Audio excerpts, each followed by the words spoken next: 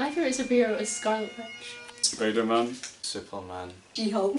In 2019, 4 of the top 10 highest-grossing movies were comic book movies. Superhero films and shows have been growing in popularity with the rise of the Marvel Cinematic Universe, DC comic films, and with a world hooked on binge-watching, many shows like Umbrella Academy and Daredevil have seen great success on Netflix. So many people love the superhero genre for the inspiring characters it portrays. Everyone loves having a hero to look up to, someone they can aspire to be like, but for women, the superhero genre hasn't always been a place to go for this. With the recent release of Wonder Woman and Captain Marvel, the topic of female representation in the superhero genre has never been more relevant. There's so many things to consider when looking into female representation. Is it actually being done well, and what more can be done and needs to be done? Why are we only just starting to see decent female representation in a world where 50% of the population are female? And what effect can good representation have on industry, audience, and society? There's a lot to cover in such a massive genre that spans across film and TV, and many angles that have to be considered.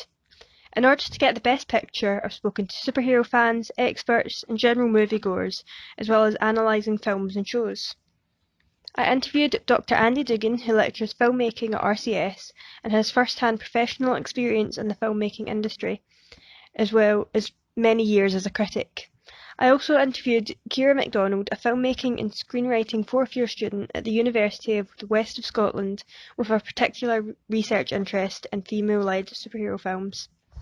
To get a wider view of the audience, I also asked members of the public to complete a survey with details about their opinions on the superhero genre.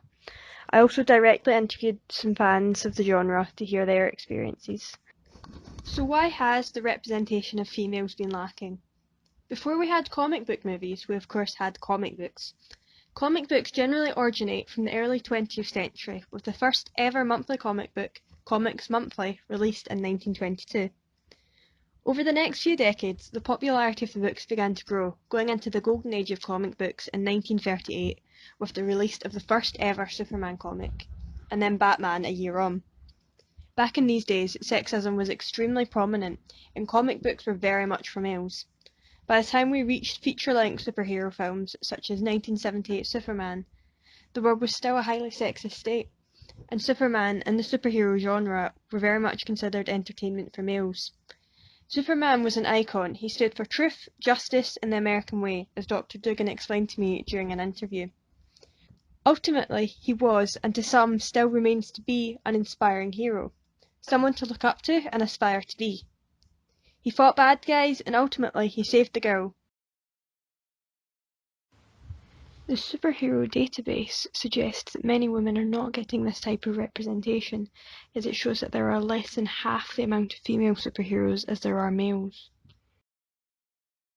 The first superhero films and TV shows were made largely for the comic book audience, which was seen as a male audience.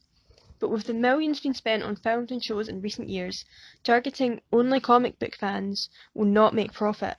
Creators realised they needed to widen the audience, and this is where female heroes seem to step in. Of course, there's been a variety of female superhero films, but many haven't been amazing, and for many, they're hard to name.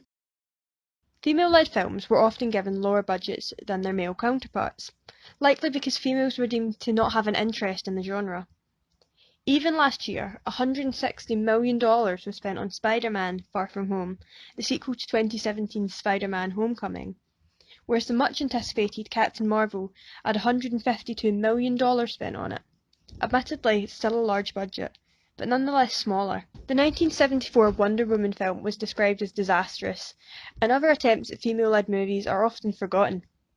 2004's Catwoman was much more successful, but was almost patronising, with the plot stemming from a makeup company, something already deemed to be very feminine.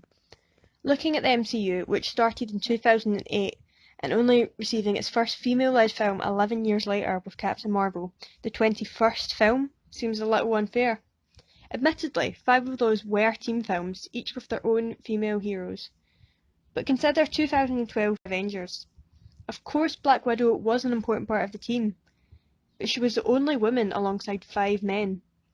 The film doesn't even pass the Bechdel test, which requires there to be at least 2 named female characters who talk to each other about something other than a man. Once. Of course, this isn't the be-all or end-all feminist test. Just over 50% of the public that I surveyed agreed that it was necessary. It's a flawed test, but gives a general example of the quality of female representation in a film. I think it's a really good test, and I think if you turned it around to make it to male characters, then there would be a lot of movies that passed it. It's an okay test. I don't think it's the best test because there's like feminist movies that come out through the Bechdel test which don't pass it, which is pretty crazy. Thinking of the Bechdel test does provoke the question of what is good female representation in a film or TV show. Dr. Dugan suggested that Katniss Everdeen is the ultimate female role model. Katniss has agency in her own outcome and isn't relying on anyone, but her gender is almost irrelevant to the story. Thinking about the irrelevance of Katniss's gender to the story made me think about times when females have been represented strongly, but maybe not in the most effective way. Take the main battle in Avengers Endgame, for example.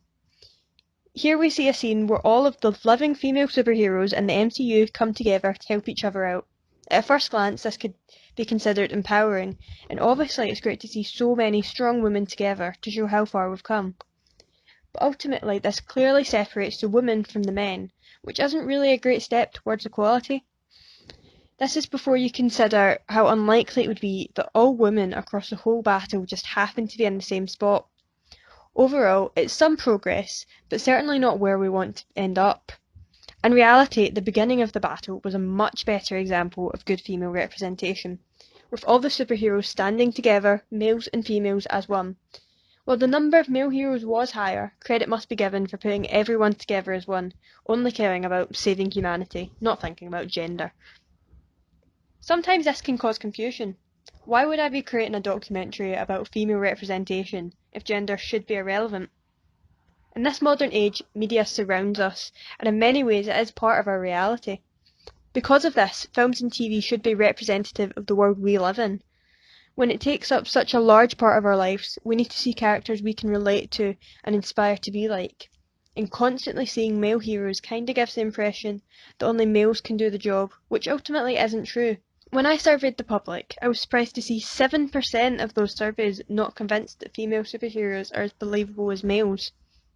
While this may seem like a small number, this is 7%, including females, who may not have the role models to convince them that they can succeed, which is quite saddening.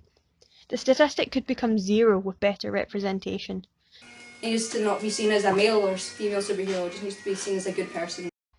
One example of a recent show is The Umbrella Academy. The show features male and female superheroes, but the characters are mostly male. Of the 2 female heroes in the show, Vanya, the most powerful superhuman, isn't aware that she has powers until near the end of season 1. And Alison has her powers taken away as she loses her voice, which she relies upon, as she can use her voice to make people do what she says, which left some viewers frustrated at the treatment of the female characters.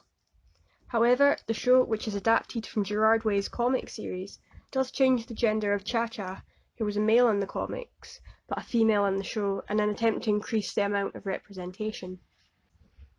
Also, in Jessica Jones, the character Jerry was originally male in the comics. Jessica Jones features powerful women, particularly Jessica, of course, as they try to escape and defeat Kilgrave, a villain who can control the minds of his victims. The way Kilgrave abuses his victims, forcing them to do things they don't want to do for his own benefit, discusses the theme of rape, which is a feminist issue. The show has been very popular, achieving a score of 83% on Rotten Tomatoes, which could be partially down to the subtle way it presents its feminist issue. While season 1 discusses the theme in depth for its plot, the word rape is never actually mentioned. This makes the show the perfect watch for those who enjoy seeing complex real-life issues covered, and for those who want to escape real life with a superhero show. Much like Katniss, Jessica is in control of how her story progresses, and her gender is largely irrelevant to the plot, and as such is a great example of female representation. The Me Too and Time's Up movements both have had a great effect, as we've seen females in particular in the industry come forward about their mistreatment and stand together to say enough is enough. This has made women and their struggles very visible. It has made women much more prominent. However, there still isn't quite equality in the film industry, as this year's Oscars see no female nominees for Best Director. As we look to the future with upcoming releases of Birds of Prey, Black Widow, and another Wonder Woman film, I have optimism that we will see strong female characters. I hope to see more females leading superhero films, more females having more impact in the plot of all films, and females getting recognition for their great work behind the camera and working in the industry. There are many ways to effectively represent a female superhero, but the best ones are there for a reason, not just to look pretty and have an impact in the outcome of their story.